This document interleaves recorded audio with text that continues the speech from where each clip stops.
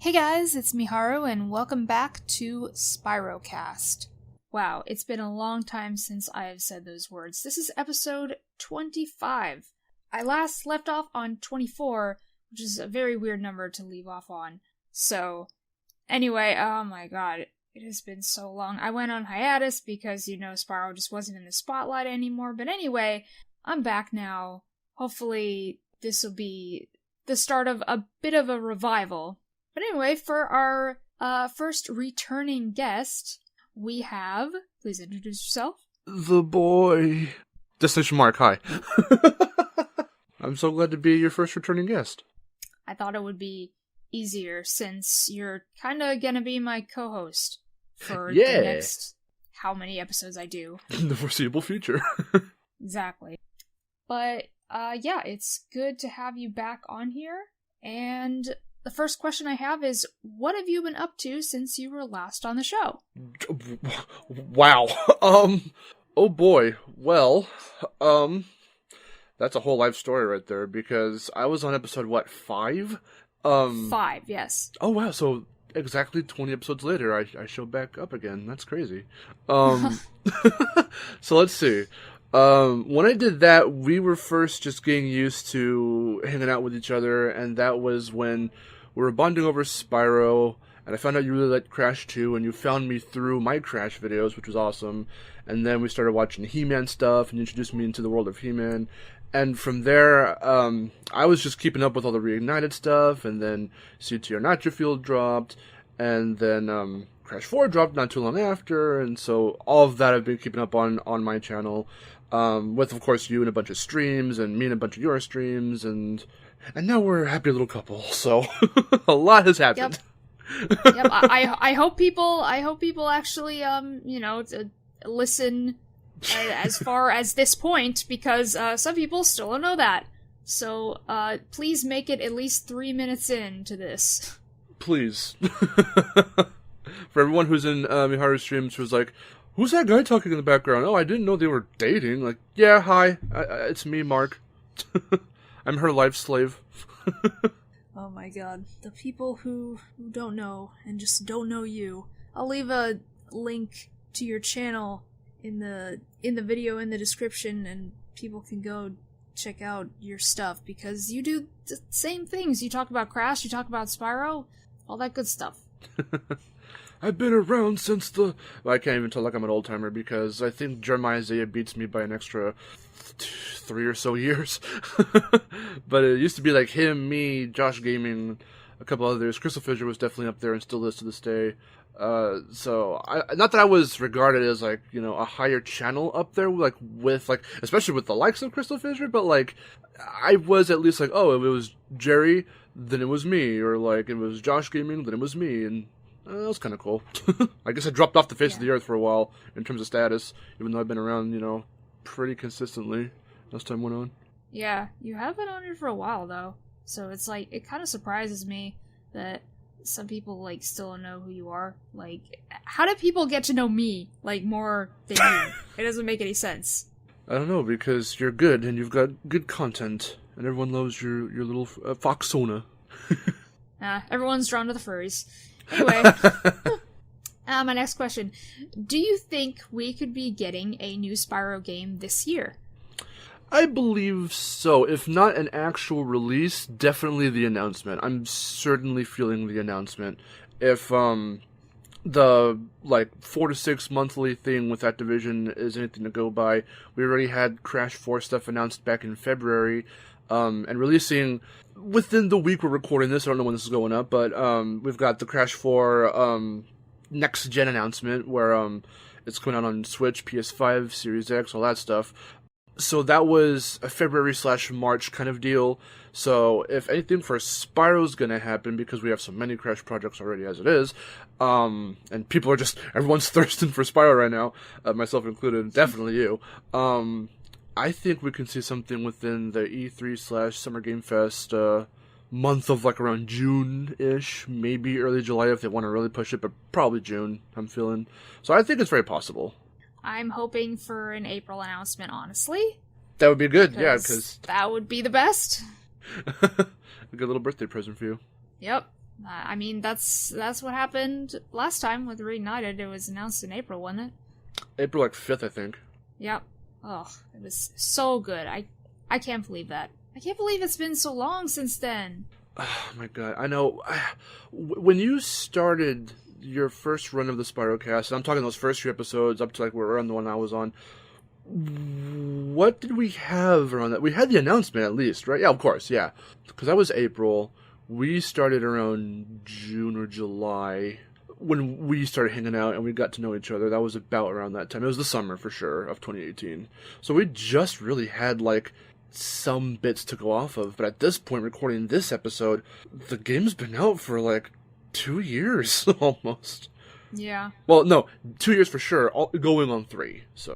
Yes. Crazy. It is. Yeah, how much did we have to go off of? Because we had, like, some screenshots, and then the very first trailer, and then, like, probably some other footage, like some of that B-roll footage. Did For they sure. even start? Yeah, I think they did. I don't remember if we were already into Spyro 2 stuff around that time, but because it seems like it happened real fast. The fact that Toys for Bob was working on this, and for the life of me, I don't remember what they were doing before Spyro. It was something Skylanders related, but I'm not sure which was their last game. It was probably Superchargers, because Vivi did Imaginators. So because Vivi effectively handled Crash's comeback, and that was Spyro's last game for Skylanders, in terms of the mainline console ones, Toys for Bob at some point, from whatever they last worked on, I guess, picked up like, oh hey, well, Crash is going to have his thing first, but then we'll have you develop something for Spyro shortly after. Like, I'm not sure how that works, but I know that they, like, piggyback projects, like, real fast like that. Sometimes they'll be working on 2 of them at once. So, as far as I'm aware, I think they were working on concepts for Crash 4 around the time they were wrapping up Reignited. So, we got the announcement in April, and then it was supposed to come out, I think, September or something, and it got pushed to November? Yes, that's it. But of the same year, so it all happened within the same year, just within, like, a 7 or so month time span, or so. But, I don't know if we had Spyro 2 stuff yet, around the time you were really getting the SpyroCast up and going. No, I don't think so. I remember the first Spyro 2 thing that we were shown. I mean, if it wasn't screenshots, which it probably was, it was like, was it the gameplay of Idle Springs?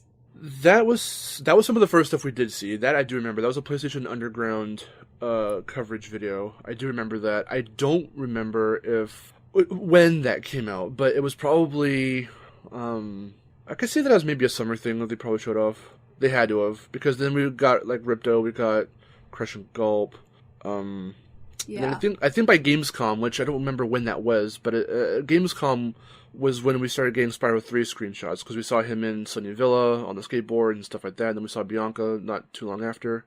Yes, I remember that. That's how that went down. It took us forever to get Spyro 3, like, screenshots and stuff. I remember that. They Yeah. were, like, really holding off on that. Yeah, the same with Insane. Warp stuff didn't come until, like, a month before the game came out, and with Spyro, yeah, we didn't get Year of the Dragon stuff until, like, really coming down on the wire to launch. Yeah, it was crazy. Oh my god, to think about all that stuff that we got, and the hype that surrounded it. It was at that time. It was crazy. I still remember the hype. Every time I go back, because I still have a bunch of videos and screenshots and stuff, used mostly for assets for videos and whatnot, but, like, when I go back into my folder for Reignited, every time something came out, I would immediately save it and drop it in that folder. So I've collected all kinds of trailers, renders, screenshots, and I go back and I'm watching, like, the launch trailer or the announcement trailer, and I immediately remember, like, just what it was like in that moment, and oh my god, it was crazy. I loved it so much. Yeah, I loved it too. I still remember, because when the very first trailer dropped, I had to work that day, and I was really pissed Same. off. And Yeah. I was like, no! Just stop! No! It's like, I don't want to work today! All I can think about is Spyro! That's how it's always like. Every time something would drop for Crash or Spyro, I would usually, and I know it was coming, I would end up having to work that day, or if we were speculating something was really, really going to come and we were feeling it, if it was an outright tease, then, like, throughout the work day, I would just be like, oh shit, what's it gonna be? What's it gonna be? And then like on my breaks or like after I got off of work and before I headed out the building and I was able to get my phone back again, I would look and see if anything dropped. And sometimes it would, so I'd be like, oh! And I would just like immediately fucking leave. Yeah. It's just like, oh my god. Because everything, it seems like when these important things drop, it's always on a Tuesday or Thursday. And of course, those are the days that I'm working. Yeah. It's really annoying. Yeah, it's funny too because my days are offset. I'm 5 days a week, but I'm not Monday through Friday. I'm Tuesday through Saturday. So if something drops on a Tuesday, then it's the literal start of my work week, and I'm like, oh great, now I'm gonna work before I find out what's going on, and then by that time everyone's already freaking out. So I'm like, well, I'm late to the party. Hi guys. Yeah. I was thinking about when the Spyro 3 stuff dropped, when we got that very first cutscene of Yep. Bianca and the sorceress, and then like I did a video on it that day, and I think that was when we also got gameplay of like the Ripto boss fight and stuff, and that was the first time that it showed Spyro getting like different kind of skins for like his power-ups and stuff like that. Yeah, I do remember that. And I remember having to do a video on that, and because seeing that cutscene from Spyro 3, and I was like, oh my god, and I was like literally crying. I was like actually crying, and when I was trying to do the video, I was just like, like it was very authentic, and I usually cut out, my long pauses and my my stumbling over my words and stuff, but I was like, you know what, I want to leave this in because I want it to be authentic. And someone was just like, you can edit your videos and all the ums and stuff like that. I'm like, no, this was authentic. I was freaking crying, man. You don't understand. No, it's funny. I can tell, especially now more than ever, I can tell when you record something kind of what state of mind or mood you're kind of in. Because there's always the, like, hey guys, how's it going? Kind of like how you did your intro, how we always do our intros or do our videos, and it's not much of a, like, performance, but you know that we are reading off a script, but then there are the moments when we're doing something either really fast, it's breaking news, or it's something very important where we just need to, like, get it out, and you know it's authentic, and you know it's off script, and it's improv, because there is that lilt kind of, that performance-esque tone to the voice kind of just drops because you're just thinking of everything off the top of your head. But in moments like that where you're recording something and it's left you in a particular emotional state, like, I can pick up sort of on those little subtleties of, like, how the voice is, like, sounds as you're talking. Or there was this one you did where you're like, I can't keep up with all the news of, like, or the debates or the arguments over whether it's going to be on disc or separate disc, and that shit was annoying. I hated it. I could hear just how out of it you sounded. You're like, you use your, like, tired render, you're like, I give up, this is bullshit. And I'm like, oh my god, you sound defeated. Yeah. I'm like, oh my god, go rest. Because I'm sure you're right in there in the crossfire, like explaining to people just, what was going on and trying to, a lot of us were. I decided I tried to put my piece in around that time, but I just backed away because I was like, you know what, just let them do what they do. It'll make sense depending on how this is going to work, how they're developing the games. Let's just see what comes of it. I wasn't so much as trying to argue one side or the other because my preference at the time was if they could get it all on one disc, which they did, even though the downloading requirement part was there because of just how big everything was. But, like, even if they did eventually, or rather, even if they did have to go down the path of, shit, we'll have to split it onto, like, 2 discs or whatever, like, you get it, because at least the quality can be, like, really in there, even if it's so much where they had to split it, across a few discs. Like, hell, if anything, they could have just developed each of the 3 games on 3 separate discs, and that would have been really cool, because it would have felt like a more authentic, here's the trilogy, here's Spyro 1 reignited on its own disc, here's Spyro 2, and it would feel like the Insomniac trilogy. Yeah, I also have those videos where I'm like, going back to, like, what you said about how what I'm feeling, like, when I say certain things or whatever, it's really noticeable when I'm going off script or I have a video that's unscripted, because even the way I'm talking right now, I have to put pauses between things that I say because sometimes my mouth moves faster than my brain thinks. And so I have to slow down and think of what I'm going to say next so I don't just like stumble over my words. And so I leave these big pauses in between words. And when I edit the video and I have to cut those pauses out, it sounds like my sentences are spliced. It's like, ooh, Like, I don't mean for it to sound like that, but that's the way it's going to come out because it's really hard to, like, get rid of those pauses and make it sound natural. Yeah. But at the same time, like, this is how I talk when I can't think properly and I don't have, like, all the words in front of me because, like, that's how it works. So it's like, why do you talk like that? It's like, that's because I'm talking the way that my brain is telling me to talk. The brain has to catch up. It's funny because for me, I have with that exact opposite problem. How you said so that way you don't stutter. Well, I stutter all the time. I kind of just did it right there. Like, there's a little bit of like when I try to get a certain syllable out or a certain letter out, like stutter. I said like stutter, or I said something weird earlier. But like it happens a lot, and I think it's because. Yeah, my brain already knows what I'm trying to say, especially if I'm reading off a script and I can see all the words already, so I already kind of know like where, like how I'm supposed to, what I'm supposed to hit and where and the inflections and everything. It's all in my head as I'm reading, but then there are times where I start to realize, I'm talking a little too fast or I'm reading a little too fast, and that can lead when I'm really excited or really like angry about something and I'm doing like this little debate/rant with people in my chat or something in my streams, like then I start to kind of stutter a little bit or you hear me slur some words together because it's like my brain's going real fast and it just kind of like blends it in as I'm talking. And I've gotten a few creative criticisms from friends or critiques from friends and stuff, and I think even Twan, the animator from Insane, even gave me some advice on that, which is to script more and only improv bits that like are shorter in length, and try to speak slower. So there are I don't slow down my voice, but I do try to at least talk like this. I talk a little bit slower, so that way it's certain words still come out a little bit quick, but like it's not where I'm just going off a million miles an hour.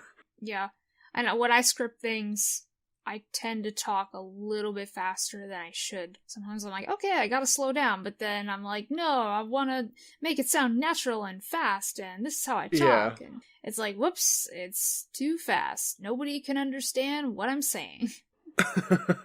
And that's a little behind the scenes about my videos and why they are the way they are, scripted or unscripted.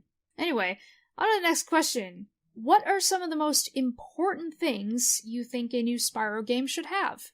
Well, I'll do a paraphrasing little Cliff Notes version of this. I was going to say, this could be very much summed up in one of my latest Spyro videos that I just released on the channel called Spyro and the Concept of Difficulty, where basically I just go down like, there was this debate going on where it's like, should Spyro adopt a certain type of difficulty to its gameplay, and people would say, like how Crash did it, or like, should it just stay kind of where it's at?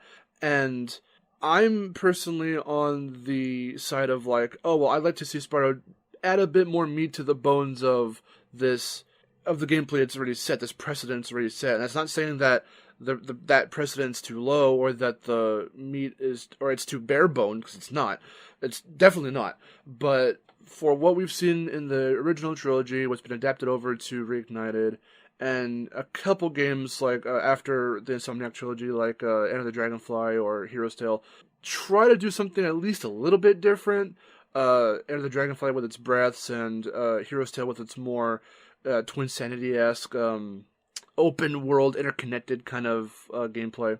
That stuff was cool, but the core concept always roughly remained the same, and I can't speak for those previous to post Insomniac games, but mainly for the original trilogy and for by extension Reignited, like there is a lot of like Nintendo-esque, Mario-esque, like I wouldn't say hand-holding bits, but like they kind of give you certain, they're a little lenient on certain things. There's a little bit of this like there's less peril if you die in a Spyro game that's from like any of the original 3 games or whatever.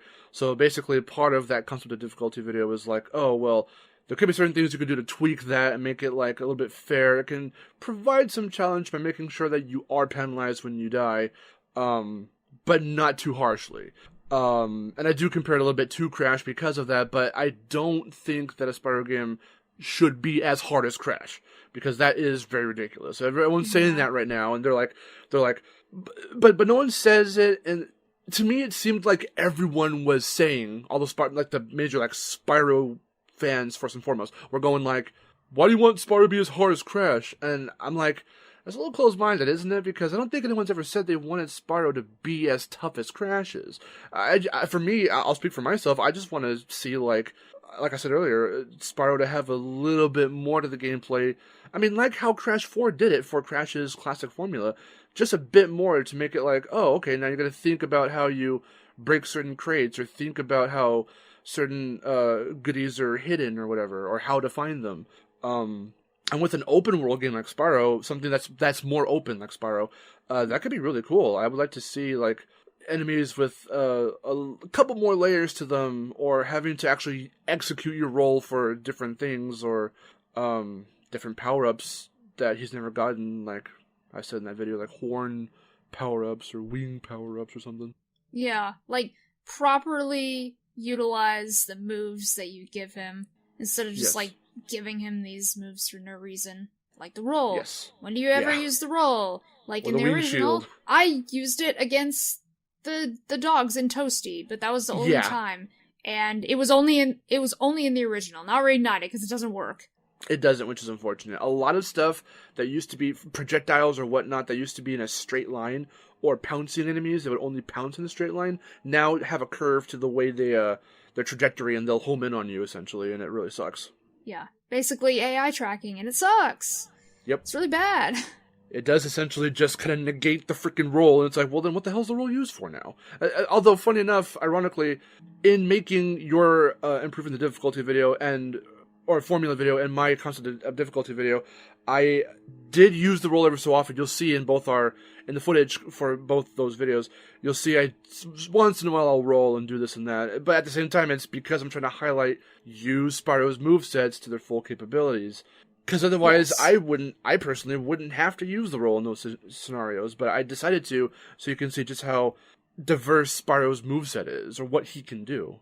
But it's not used to its fullest, in my opinion. Yeah.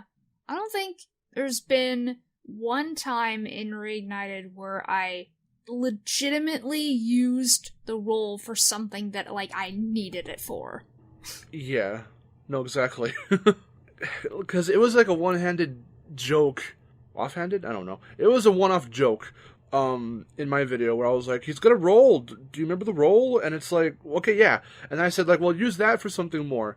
I don't know what, but, you're the game developers, find a way. I don't know what you would do. Yeah, I don't know what you would do to the roll to make it, actually useful, unless certain enemies shot you real fast in a very freaking straight line trajectory, and not curving bullshit, but, if there was some way that, they could do enemies that required you to roll first before, you could attack them, or somehow incorporate the roll into, a boss fight, I guess I'm thinking, in Twin Sanity, Dingodile has to be killed by making them hit these targets that are right behind you.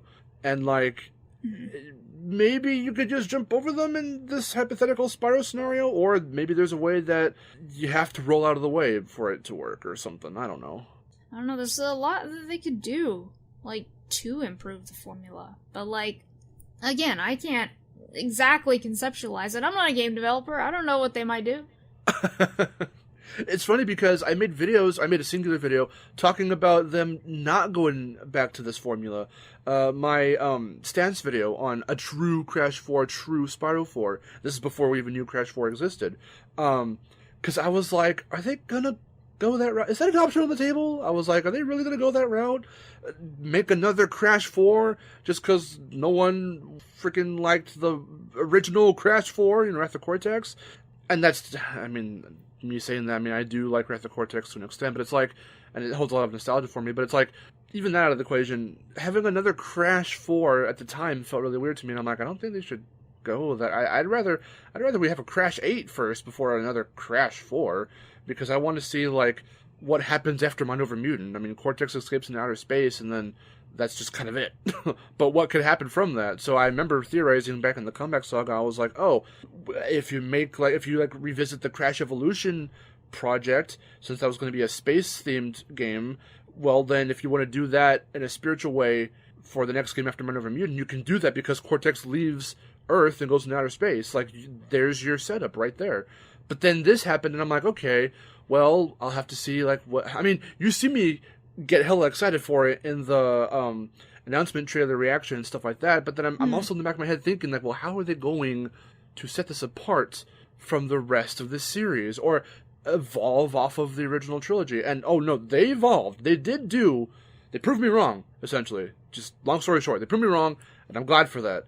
So now I want to see Spyro do the same thing. If they are going to return to the classic trilogy formula, I feel these quality of life things need to kind of be in effect for us to not feel like it's still the exact same kind of more easygoing experience. I mean, it can still be easygoing, it can still be chill, but it's these little things where they don't penalize you for things that... It feels like they're a little too forgiving, and I kind of want, a little bit of challenge in that aspect. Yeah, I get that.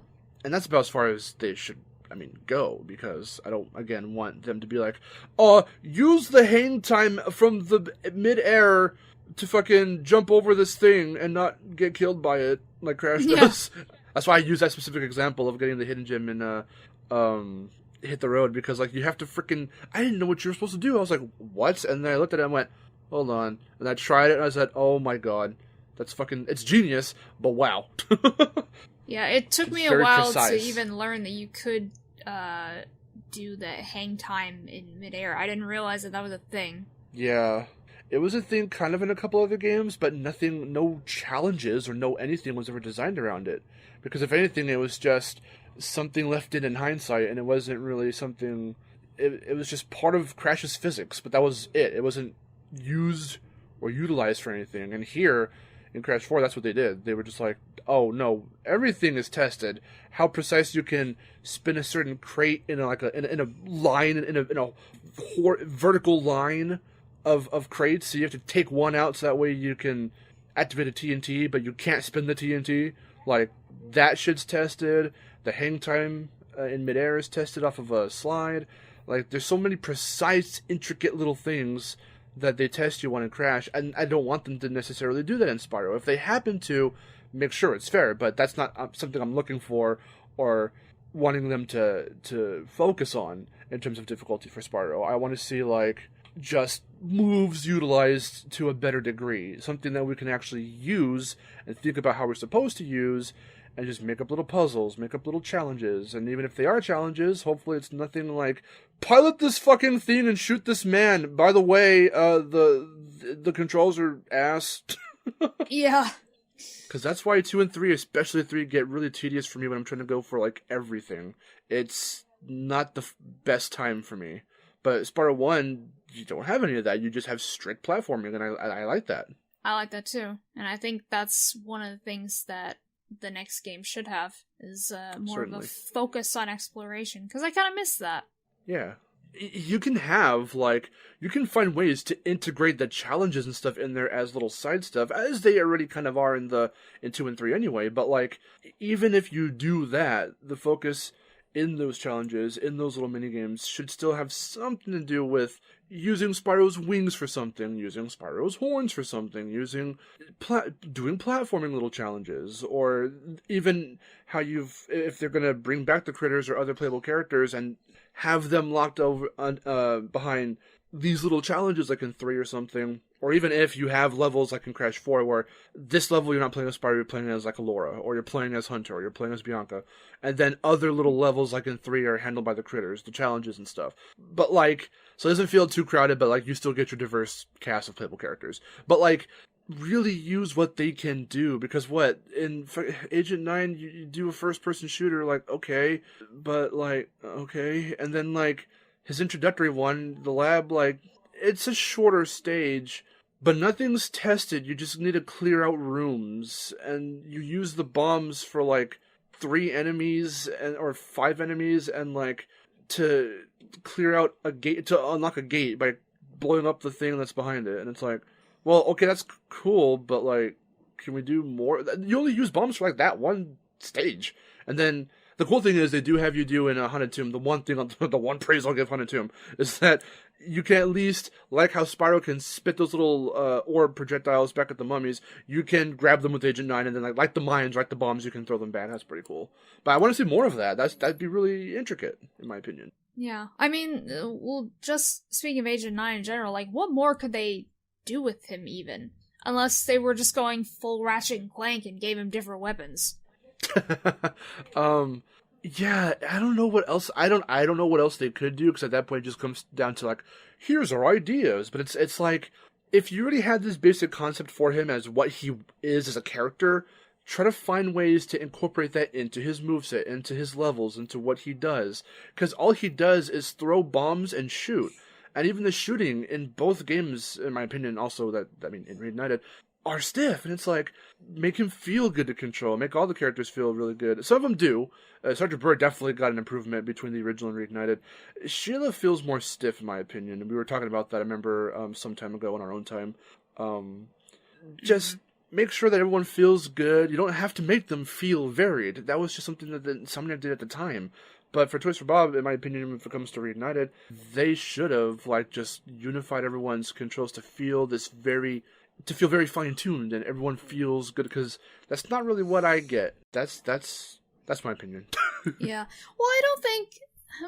the reason that Agent 9's sections were very focused on just the basic abilities that he has is... You could say that for, any of the critters, really. It was more like, well, it's just something to differentiate from Spyro's gameplay.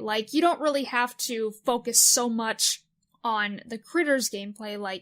I know you say, give them more to do, but it's like, well, it was more as just a thing to, again, differentiate from Spyro's gameplay.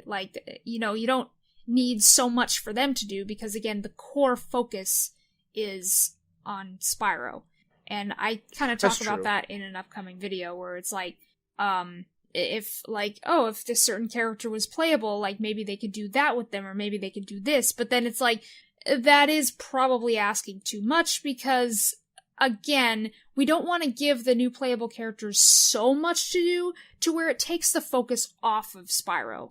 Oh, exactly. No, exactly. I think that if they were to do the Spyro 3 thing again and have it to where behind certain levels throughout the adventure with Spyro, that the critters will make constant returns and constant appearances. Well, for each one, even though, yes, in 3, their challenges in those levels are varied and whatnot, they don't take advantage necessarily of what they do. But I do know what you're saying. It's like, well, it doesn't solely have to. But then but when they don't, you get challenges like in Desert Ruins or whatever it's called, where Sheila just kind of runs in a straight 2D side-scrolling line, and it's not very fun. In fact, it's a little annoying because of the enemies they put in there just to get the egg. And it's well, this could have been spruced up a bit, or I think that mission's just fine. I think that's one of the easiest that she has. I mean, but then you don't want to go too tedious, where it's like, okay, do this freaking escort mission with the dumbass Firefly kids. No, they're not kids, but from Spooky Swamp, whatever. But the thing is, what else is she gonna do? She kicks and she stomps. I mean, she kicks and she stomps, but it's like, how else can you do some real good platforming around that? Or how can you... I mean, that's where it's a little bit weird. I mean, that's where we can't exactly... I specifically can't come up with anything creative on the spot, but I'm sure that, but that's because we didn't really need it. It's because, the creative platforming and stuff like that, alright, just have the creative platform, leave that to Spyro. The others don't need that. They just focus on their own thing, on the basics that they do. Focus on giving the creative stuff to Spyro, and then have the other characters do a little more basic things. Yeah, I can see that. Because I just don't want any one spot to feel like, oh, there could be a little bit more effort here, or there could be a little more effort here. Because that's what it feels like in Spyro 3 to me. You have 6 playable characters. Sparks are alright. They all do play the same, but every level is a little bit is different and structured differently. You got different bosses. You can defeat them in different ways if you've got a particular power-up with you by the time you enter that little boss area. But even look at Sparks. I mean, hell, they even turned his segments in Hero's Tale into this more on-rails kind of, thing. Where it was top-down and you got to control them and everything in 3. And then, yeah, I mean, because with Hunter, you can do some cool things with Hunter. Because, what it comes down to is the other playable characters are just going to have small sections compared to the rest which Spyro has. So you don't really need to do much when it's just a very small section of it. You can still do a lot of cool things. I mean, giving Agent 9 different weapons would be cool. And, the thing is, that's the only thing I can think of. Agent 9 has different weapons. What else can you do with, Sheila, Sergeant Bird, or Bentley? What else can you do with them, honestly? I mean, that's the thing. I think Crash 4 got away with it because they were doing a dimensional time travel story. So it's like, well, what kind of gameplay could Tana possibly have in a platforming game? Well, that's why they didn't use her form that we know her as. They gave her this alternate dimension version, who's essentially this kind of a pirate, and she's a badass, and she's an adventurer. So she's got some basic Crash-esque platforming, but she has, a little grappling bits are different. And stuff like that. She's got a grapple, yeah, so they had to make up stuff for her like that, but it's a whole other version of her, so they got away with it because it tied into the story. Now, if they were going to tie in characters and their appearances, especially playable appearances, depending on the story, well then, we don't know. That could go anywhere. Say that Hall of the Gods thing was real. I mean, we could have a Hunter doing Zeus shit, or whatever. I don't know. Yeah. They could get immortals. They'll get godly powers. I don't know. Phoenix Rising. Remember when Rudolph got god powers from the sky? I don't know. That's where, I mean, that is the question. That's probably what they ask themselves when coming up with stuff like this. If they're going to bring back the critters and make other characters playable for the first time or returning like Hunter, they're going to have to ask themselves, well, what have they done before and what can we make them do now? Are we going to keep them the same or are we going to expand on the movesets? There could be ways if they're creative about it. I, for one, just as a dumb little internet kid, I don't know. That would require a lot of intense thought. Right. And not just, you're on the spot in a podcast, go. I don't know. Right, exactly. That's not what I'm even trying to say, but it's just what? Well, I'm pushing the thought. Me. It's what can they do? Yeah, I'm pushing the thought that they can do that, though. Yeah, they sure can. I'm not saying that they have to, or I would like to see them do it, but I think it's possible. Because how you're saying, well, leave all the intricate platforming to Spyro, and I'm like, maybe they could still have intricate platforming if you can find a way to marry their movesets with whatever it is that they are doing. And what are they doing? I don't fucking know. Whatever the game's story and setting puts them into. I'm not really you kind of have to realize, what would even match with the setting or story or whatever the next game's even going to be about. Because even, like I said in this video that I'm working on right now, I'm thinking, wow, all these cool ideas for this new playable character, and then I'm just but, again, that might be asking too much, because, you don't want to take the focus off of Spyro and all that stuff. It would be cool, but I'd be completely okay with it just being the basics, as basic as they can, with it still feeling cool and fun, but being basic isn't always bad. That's true. Because there are certain missions with them in 3 as it is, no matter which version, that I do like. Simplicity can still reward you as a designer and as a player, but it's if you can go the extra mile and you find it that you can do that, I would like to see them try to challenge themselves and come up with some really cool stuff for any kinds of characters that end up becoming playable in the next game. Just that way you get this really nice experience, and maybe it's stuff that you didn't know they could do or haven't seen them do because Insomniac just kind of went basic with them. So I'm not really sure. And at the same time, you don't want to have too many cooks in the kitchen, like too many other playable characters. I'm thinking if they make Hunter, Elora, Bianca, or whoever playable in the next game, then they should take the critters out, and give the new characters a chance to be in the spotlight, and then kind of alternate.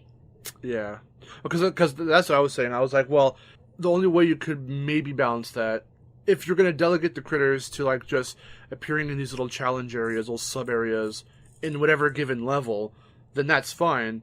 But then also you could have, in Crash 4, levels throughout the main journey where most of it's Spyro, but then, this level has you playing as Hunter because he's over here in the story. They got separated and he's over here and he has to do something. Oh, he meets up with Sergeant Bird? Cool, then you've got Hunter hanging out doing archery stuff, and then he comes across a sub area where then you can then play as Sergeant Bird who has to do something or whatever. And maybe you get little nice varied character interactions or pair-ups that you never saw. Like, what would Elora say to Sheila, or what would Elora say to... What would Bianca say to Bentley? I don't know. Bianca say to Bentley. I think the problem is we have, way too many... Sorry, I put you in a cage. I don't know. Exactly. I think the problem is we have way too many ideas.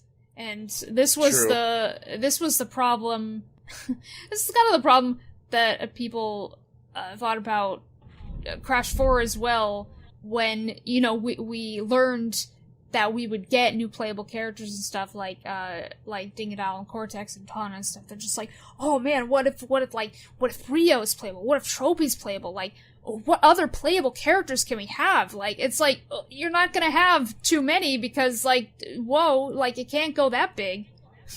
Yeah, I didn't know how many they were gonna add in, so I was what could be possible? Because I was one of those people, I guess, saying one of those things well, why is Engine in a band? Why did he start his own band? What's the story behind that? If they're going to elaborate on it, I would like to see, you get to waddle around his engine, I don't know, doing shit. Waddle around. Starting a band. I don't know. Engine starts a band. I want to play that spin-off game. or Brio hulking out. I mean, okay, that would be a very cool game. Brio starting off as little, small, skinny-ass Brio, trying to throw potions at people, but then filling up a meter to drink your own potion and become the hulking Brio or become a different animal or something. That'd be really cool. Yeah. There's a lot of things that Spyro 4 could potentially bring to the franchise that we can't think about right now because it's just, it's too open-ended. Right. It's too open-ended, and our ideas maybe are too broad. I mean, because on one hand, I like to stay optimistic and say anything is possible, but then it's well, how far are they going to push the envelope? I would like to see them push it as far as they could with all these cool things. I mean, hell, one of my ideas was to have a freaking Hyrule Warriors, Dynasty Warriors-esque game with Spyro characters, because then, hell, you could just have, it could be a spin-off, it doesn't have to be a mainline title, but it could be this really cool thing where, you're playing as Spyro, Cinder, Ember, Flame, Hunter, Elora, Bianca, a lot of the villains too, Ripto, the Sorceress, all that stuff, and then you're just fighting dudes in familiar and maybe even brand new Spyro worlds and all that. Yeah. But that sounds like a huge freaking undertaking I don't think anyone's gonna do. Yeah. Too many things. And even with people who want to see returning characters like, Ember or Flame, it's and them be playable, it's okay, what would their movesets be in comparison to Spyro's? Would they be any different? Ember loves and Flame flames. Oh wait, Spyro does that.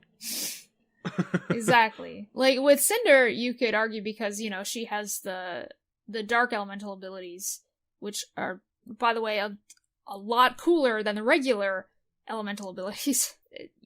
That her gameplay would be different, a lot more unique, just like in Legend. Yeah, see, if they were to throw in some more obscure characters like Ember or Flame in there, I don't know what they would do, or they'd probably just delegate them to cameos, but, I would like to see, some inclusion. Because at least, I like how you were saying, will there ever be a Spyro game that can incorporate elements or characters from past games in a very celebratory kind of sense, the way CTR Nitro did it with all the Crash characters and stuff. And I'm like, I could see that. I mean, yeah, my idea was that Dynasty Warriors, Hyrule Warriors game, but like that could be cool too if they just threw in some characters, whether they're just NPCs or something. Even if they don't become playable, I think that'd be kind of cool. But for Cinder, definitely, since she's a bigger character that everyone wants to see be playable in some form again, I could see that happening for her. I mean, I hope she does, because like that would actually be kind of cool to see her again. It would be fun to be able to use those dark powers again. Yeah. All right. I think we're gonna end it there. Yay. Yeah, thank you so much for being on episode 25, the revival of SpyroCast. Yay, I'm honored, no problem. And you will continue to be on SpyroCast as my co-host, so, he's not going away, guys. He's gonna continue to be here forever and ever. You're stuck with me. You're stuck with me forever. I'm looking forward to it, though. Alright, so, yeah, that's gonna do it. If you want to be on SpyroCast, just fill out the application below. I'll leave it in the description. Make sure you meet all the requirements.